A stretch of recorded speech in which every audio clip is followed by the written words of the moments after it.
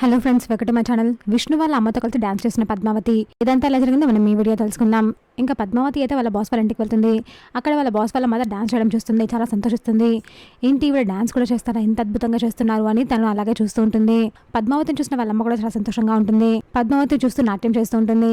ఇంకా తను నాట్యం చేయడం చూసి పద్మావతి కూడా కాలు కదుపుతూ ఉంటుంది. ఇంతలో అక్కడికి పద్మావతి వాళ్ళ బాస్ వస్తాడు. పద్మావతిని చూస్తాడు. ఇదేంటి పద్మావతి కాలు కదుపుతుంది, పద్మావతికి డాన్స్ వచ్చా అని అనుకుంటూ ఉంటాడు.